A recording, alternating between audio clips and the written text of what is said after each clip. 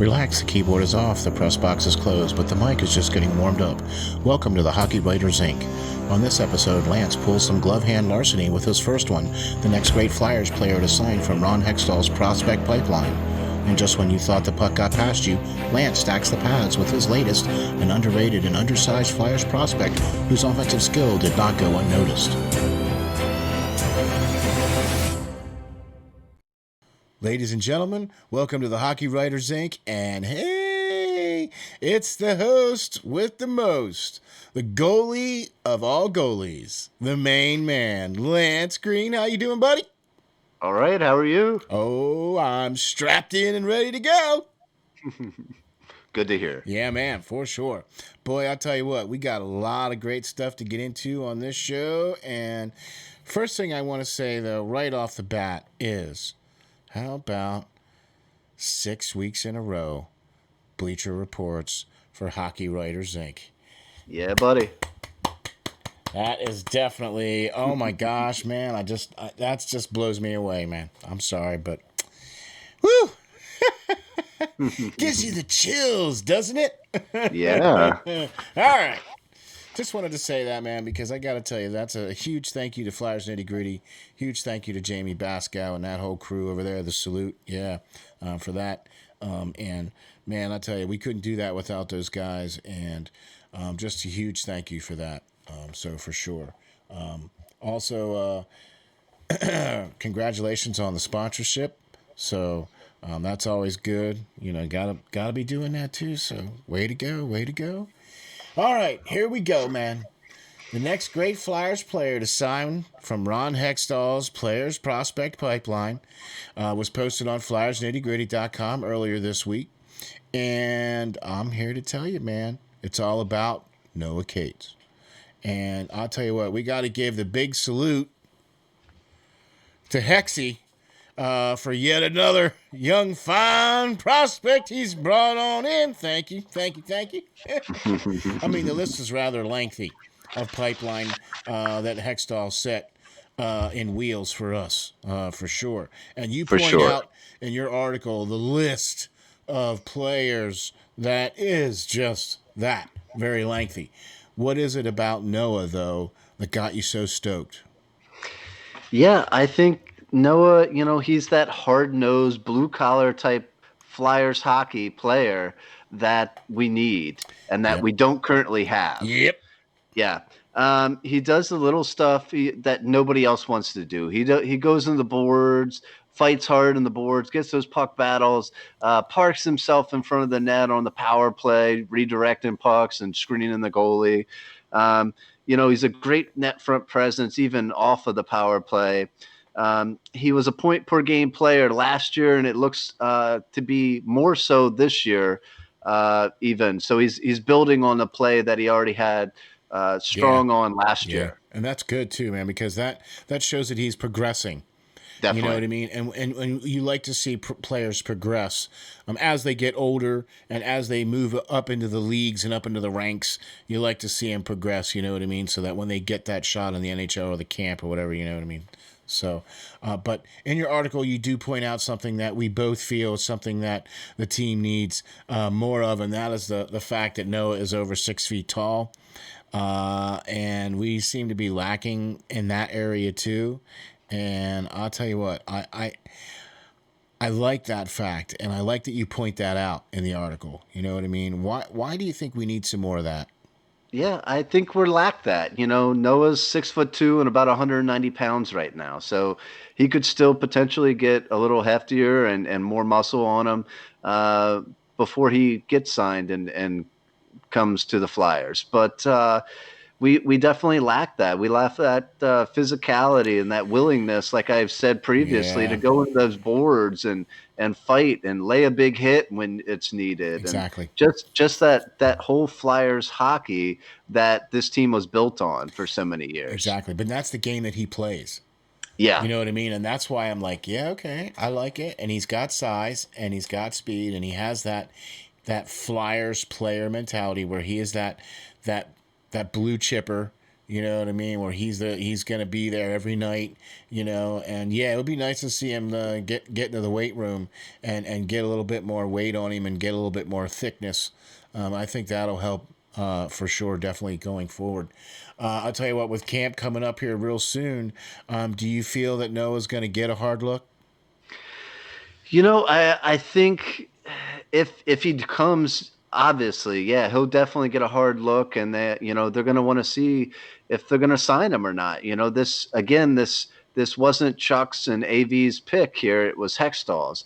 But obviously, with a guy putting up over a point a game in the NCAA, which is such a strong league, which I love Yeah, so much because yeah, these guys are not coming out of juniors. Like I said in previous episodes, where they're now boys playing against men. They're playing against guys 21 years old and they're only 18, 19, and until they get a little older in their senior and junior years. But that's why I love these guys. It's hard nosed hockey every night. These guys just really, really want it, and I love watching the college games. And I think a national championship under his belt already, and yeah. and potentially one last year if the season didn't get cut short.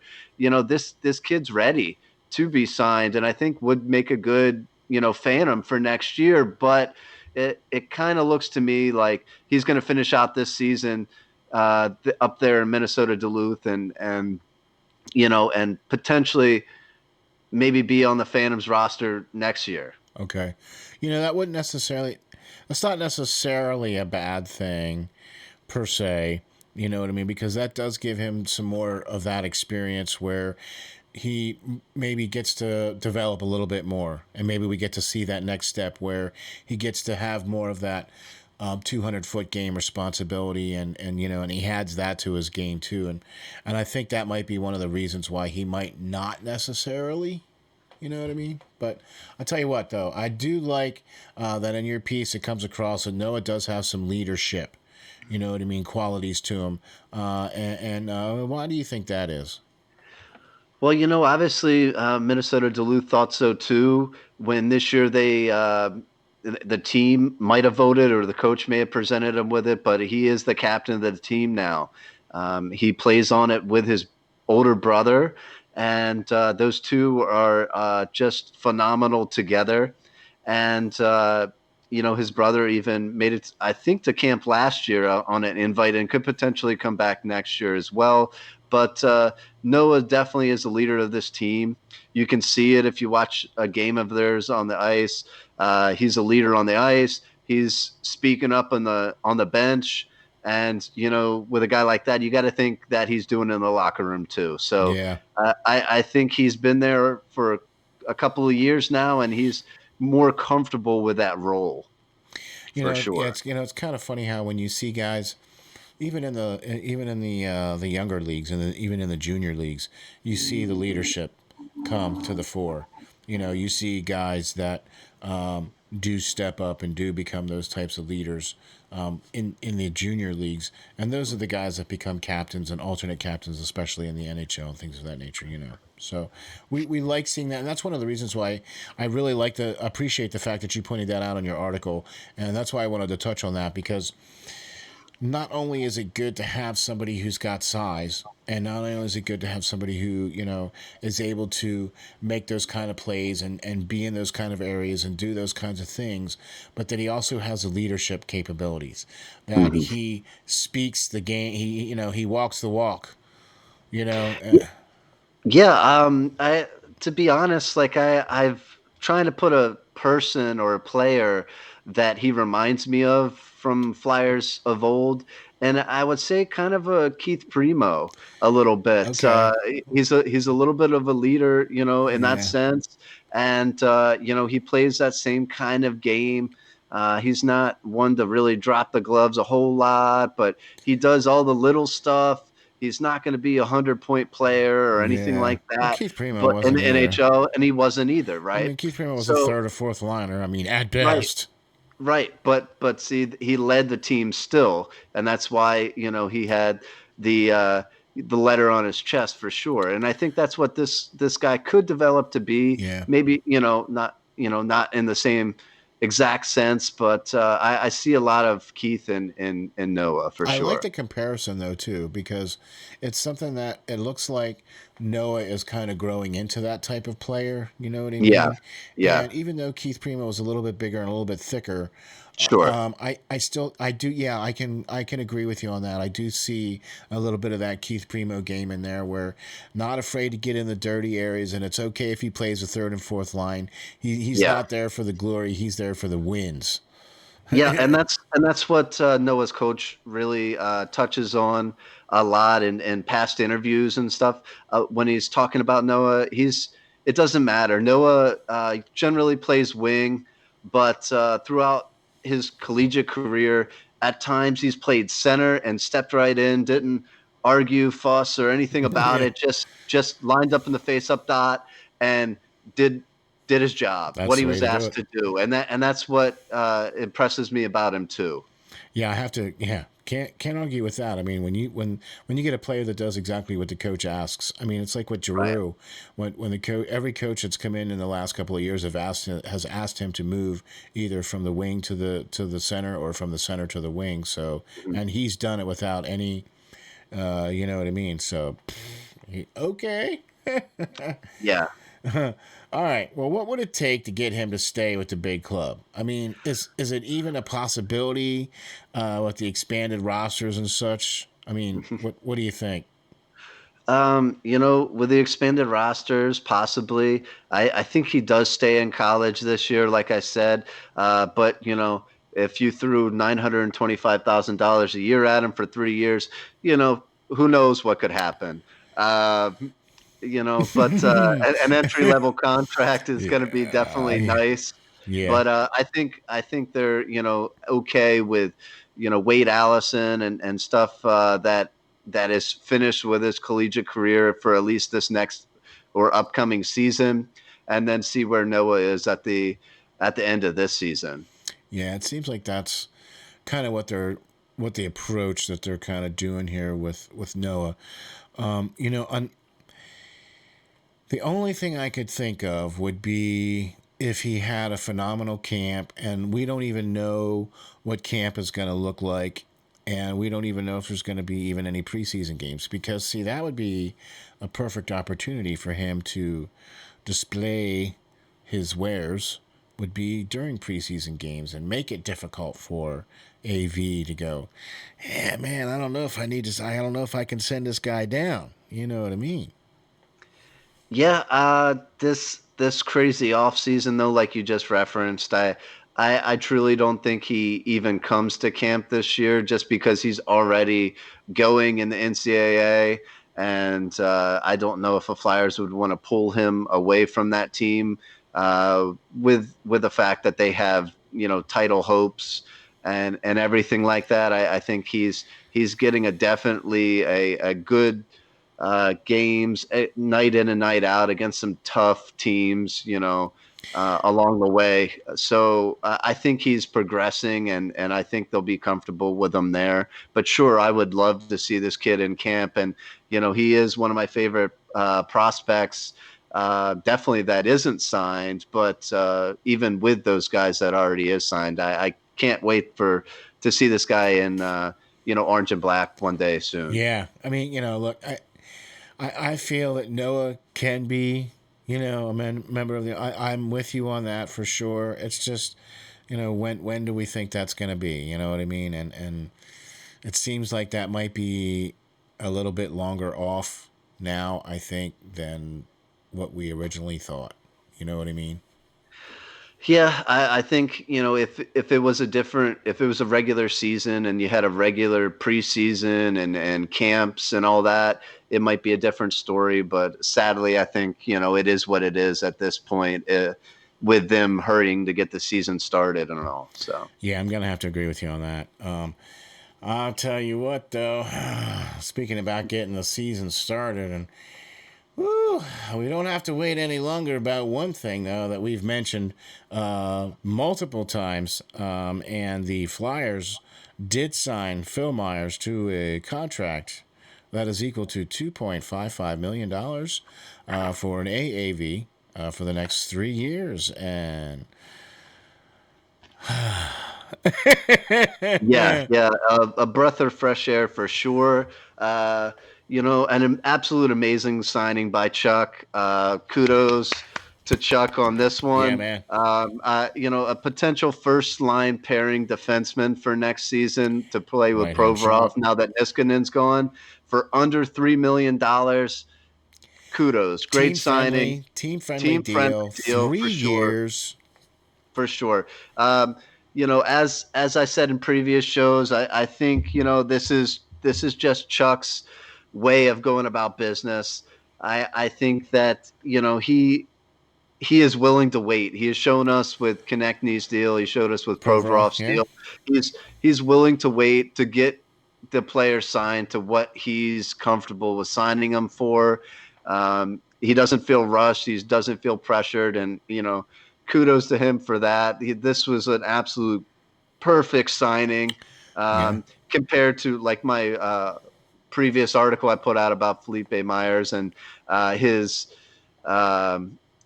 possible contract and what I thought it Yeah. might be bringing in, and he brought it in for less than that. So absolutely great to see this kid back with us, and I can't wait to see what he has going to bring to the ice and bring to the team next season. Yeah, I agree. I can't even begin to tell you how I was starting.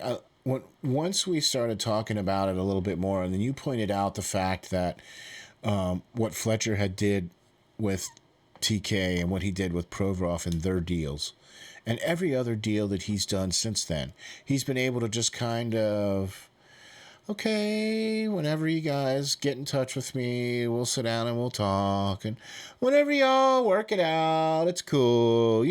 Like he Very doesn't. nonchalant for Yeah, sure. Yeah. and then out of nowhere, you get the Niskanen retires and Braun is re-signed.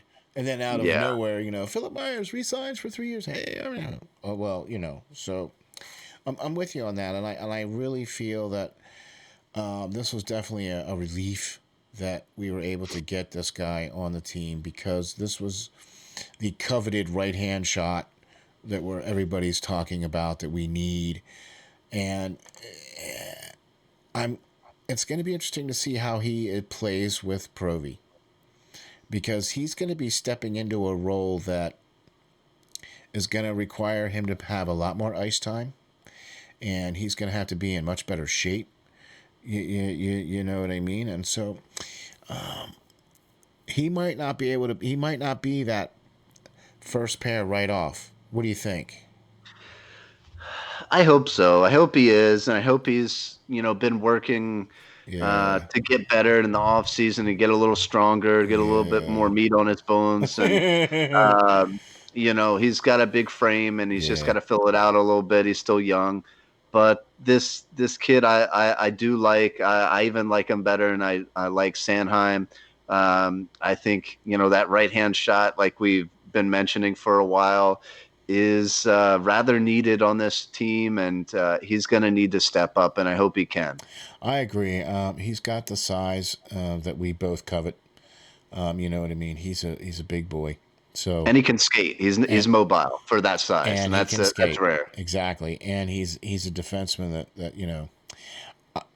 I'll tell you what. I'm a lot more pleased with the way the team has been rounding out. And I've been a lot more pleased with how. Look, I'm still scratching my head on the Gustafson thing. Okay? Because to me, that was a big, giant waste of money. We didn't need to spend that money on Gustafson. We already have a player that's like that.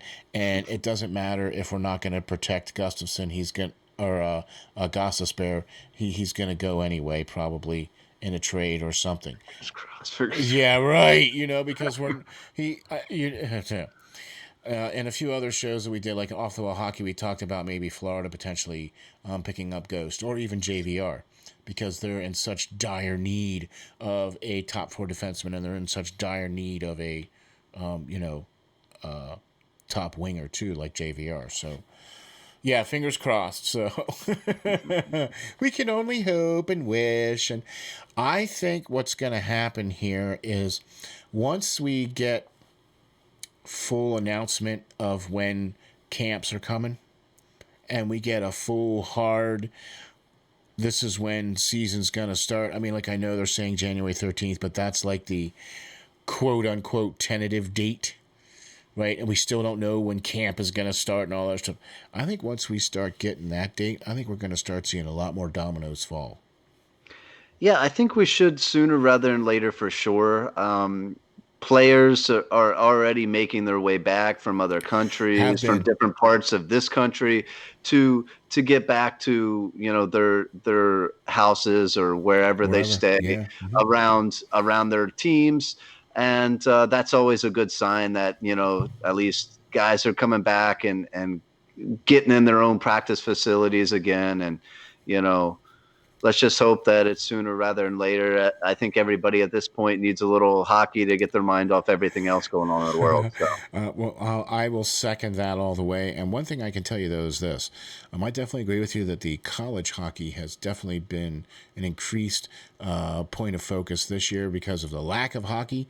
And, man, I'll tell you what, some of those games are pretty intense. So it's good to see that college hockey is still able to step up there and kind of, pick up the slack there. yeah, I wish they would promote it more on more national televised, like football or anything else is. I Televise it more, think too, yeah. Yeah, I mean, there's very few channels that do play games, and I think the nation as a whole would really get behind it if they could get back into seeing college hockey because these guys just put it all out there every night, and Agreed. they really play their butts off, and and really play for that logo on the front, not the name on the back, and I like that. Exactly. Everybody always says that about college sports. They say that a lot about college football too, where the guys are playing for the logo on the front. Okay, yeah, they are playing for the logo on the front in college because they don't get paid.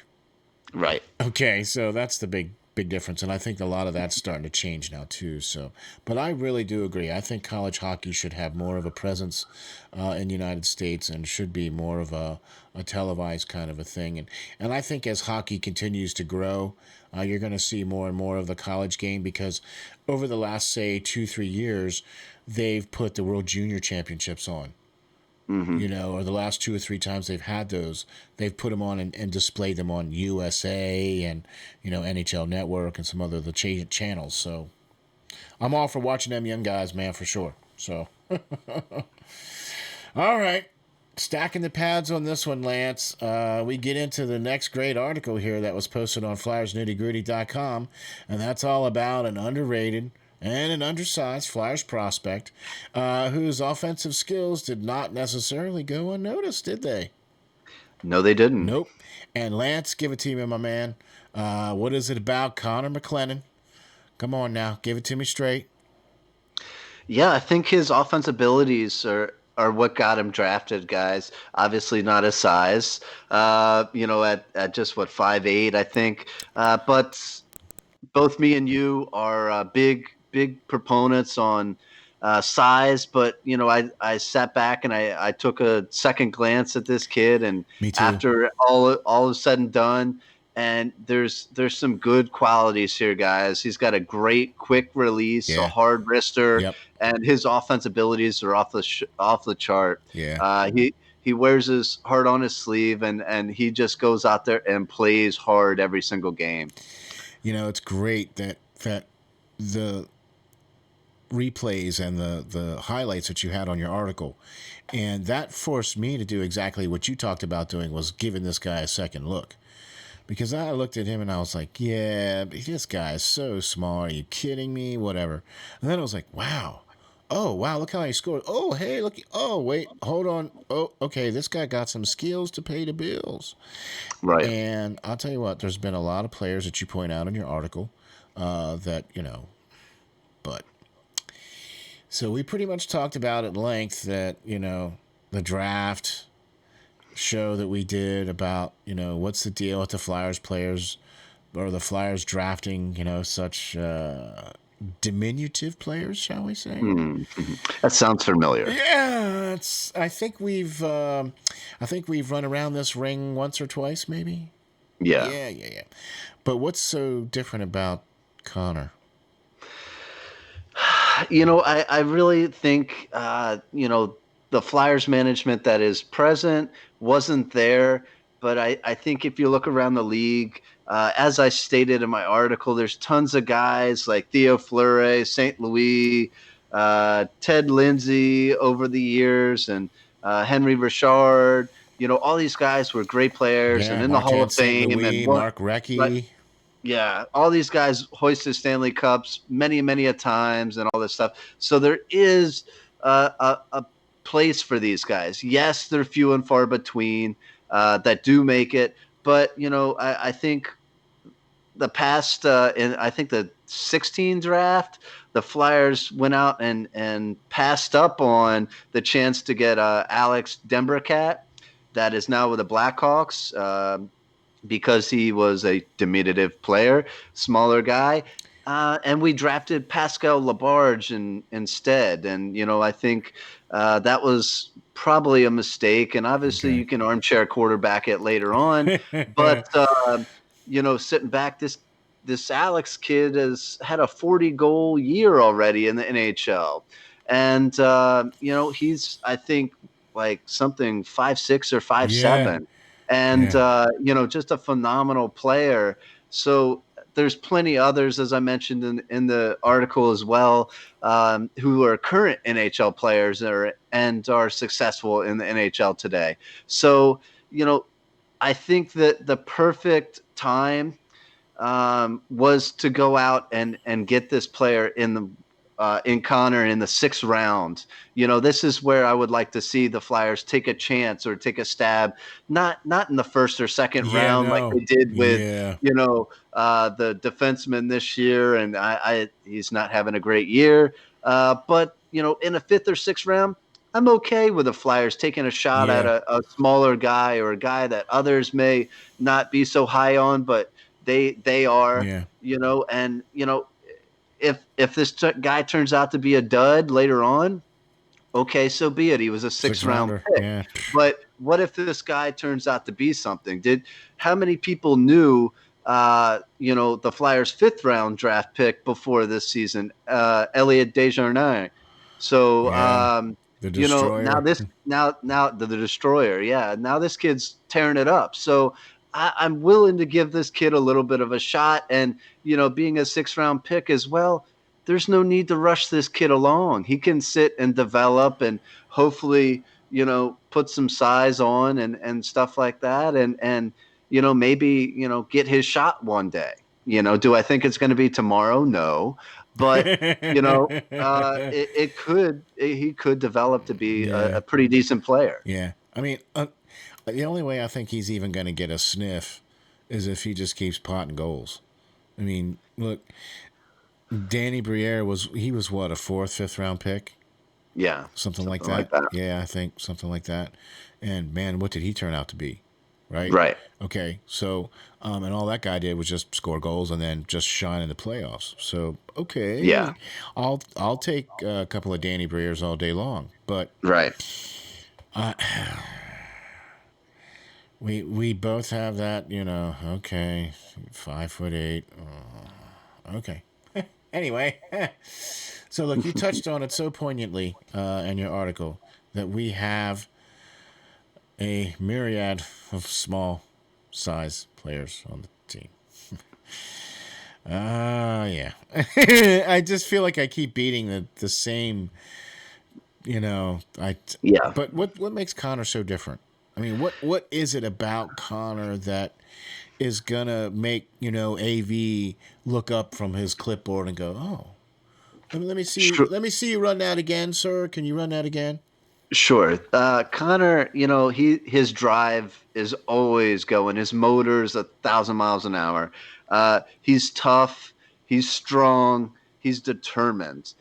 He like Noah. It will do pretty much anything. This kid's scrappy, even for somebody his size. I've seen him on tape get in a couple fights and stuff Hey, hey. when guys were trying to push and shove around on him. He's not going to stand for it. He's a hard-nosed kid, and obviously he doesn't make it to the position he is in the WHL with the Winnipeg Ice, if he wasn't. So, somebody that small would have got written off a long time ago if he didn't possess those type skills. Yeah, no, I agree with you 100%. And that's one of the things that I like that you pointed out in the article too. That he does have those skills, and that I mean, when you look at him, it's like, wow, it just I can't even put a finger on who he reminds me of. Like he kind of almost reminds me a little bit of a cross between, say, maybe Danny Briere and maybe Martin St. Louis, because Exactly. he has that that really nice wrist shot. You know what Hmm. I'm saying? And he's just that sneaky good that he can, and so fast that he can get around you. And that's how Marty St. Louis was, man. He would just skate by you, see ya. Yeah, definitely. I see a lot of St. Louis in him. I really liked St. Louis when sadly he was never a Flyer, but Right. I enjoyed Flyer watching. killers more like he Right. was. Yeah, I enjoyed watching Tampa Bay games just to see him play. Yeah. Phenomenal player, and he deserves everything he ever achieved in the NHL because he worked for everything he had for Agreed. I sure. believe he's also up for the Hall of Fame this year. This year, I think. I Yeah, think he's up for the Hall of Fame this year. wow, he's been out of the league for that long. Wow. Time Yeah. flies. Time How about flies. that? Yeah. Whoa. But I do kind of see that in Connor's game. You know what I mean? I do kind of see, because he just has that speed that he can just say, "Well, okay, see ya." I mean, what do you think? And if he keeps putting goals in, I mean, Yeah, for sure. He's definitely got a shot, and he's definitely able to get out of the way of those big lumbering defensemen when necessary, and take some good cuts, and is working on his ability to jump out of the gate and get going quicker. I think he's trying to get stronger in that regards, and it's showing. I just wish he had more of a place to play. The WHL isn't up and running as of yet, and yeah, might not get at all this yeah, season. yeah, So I hope he can find a place to really get going and play this year. He's kind of bounced around a little bit this season so far, trying to find him a place. So hopefully the Flyers can help in that sense, yeah. and get him in somewhere. It's getting harder. The leagues are filling up. So Well, here's the thing, and this is one of the. This is why I really like when we talk about these prospects too, especially with these guys that are on the fringe right now, where because we're going to have potentially expanded rosters, and because we are going to need to have, look, I'm not trying to put any procedures or words in anybody's mouth or anything like that, but I think it would be a really good idea for the NHL to have a group of players that are reserved as a COVID reserved list, if you will, to where there's a group of, say, three or four forwards, a goalie, and between two and three defensemen, where these guys stay in a quarantine type area and whatever the case is, and then if they're needed or called on, they're able to jump in and whatever the case is. So I'm not, look, that's just my opinion. We haven't I haven't read that anywhere, but I yeah, really think that would be, and I really do feel that the NHL is going to expand the rosters somewhat, at least in the beginning, because of what's going on. You know what I mean? And this might give him a shot to at least be somewhere.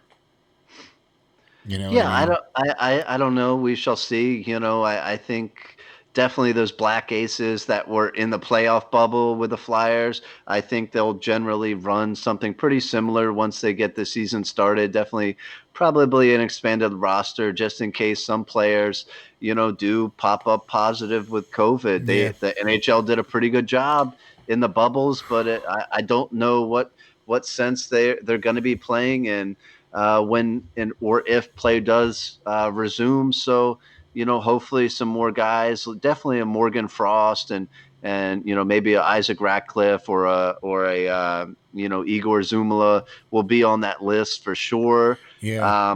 But I hopefully, like you said, that opens up some of the lesser leagues or somewhere, so that guys like Connor can get a chance to hop on board if his league isn't quite Yeah, going yet. you know what I mean? Because we still haven't even heard anything about the AHL either, have we?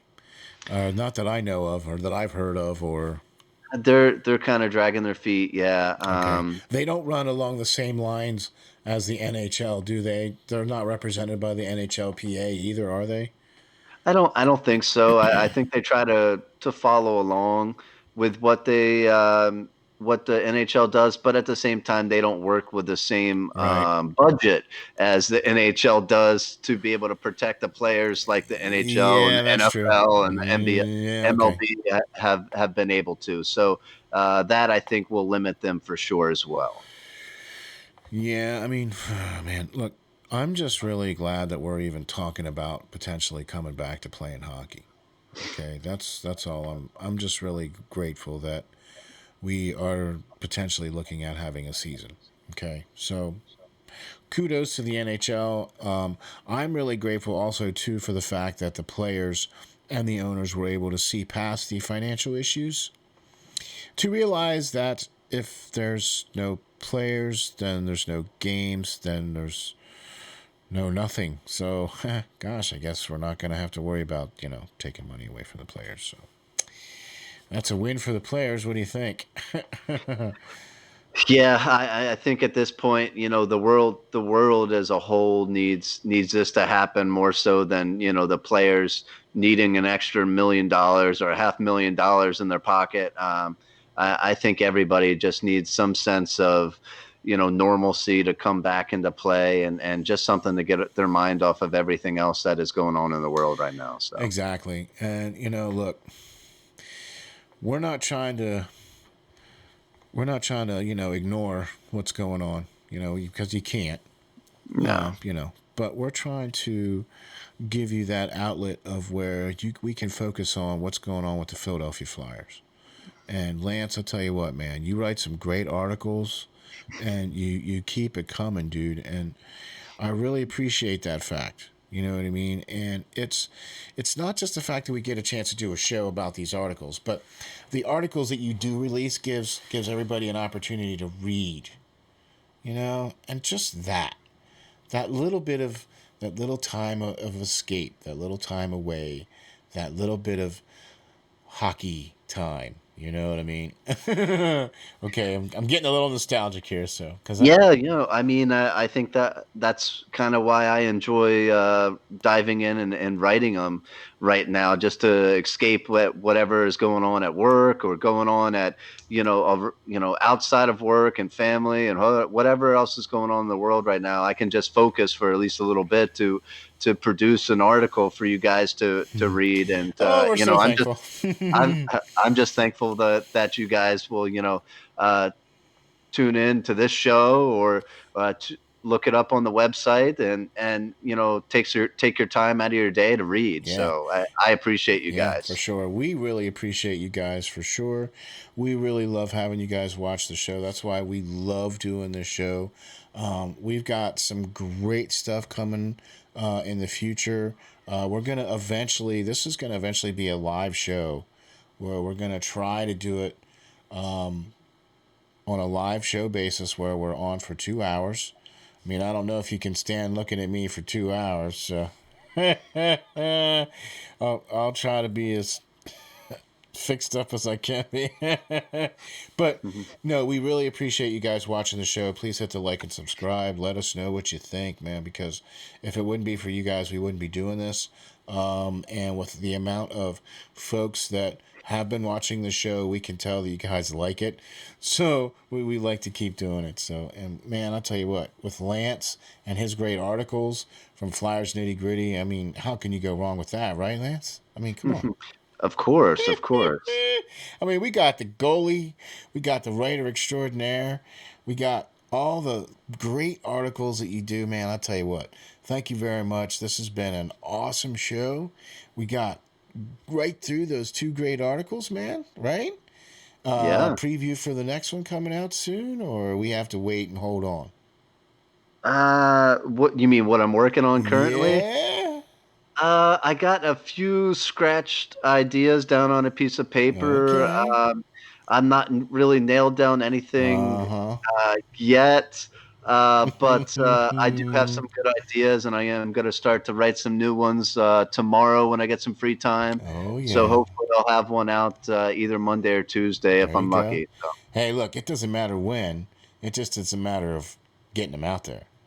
You know what I yeah. mean? We don't care when, just as long as you're there, right? Look, I'm your co-host, Steel Flyers. You can follow me on Twitter at SteelFlyers52. Check out the website, www.steelflyers.com/links/Hockey Writers Inc. You can get all the great shows. You can get in contact with the main man, Lance, over there for sure. He is the main man for sure. Thanks, Lance, for being on. Thank you. Yeah, man. How can we follow you and how can we get a hold of you? Yeah, definitely. As always, guys, you can follow me on Twitter at LNG Basis 39. That's LNGBASSIST. The number's 39. You can catch all my articles on flyersnittygritty.com, and you can catch this great show on steelflyers.com. You got it, man. I'll tell you what. Be looking for some really great stuff coming in the future. Be looking for some great more articles from the great writer extraordinaire, Lance Green. And be looking for some more great content coming out from the Hockey Writers Inc. Thanks for watching, and we'll see you guys next time.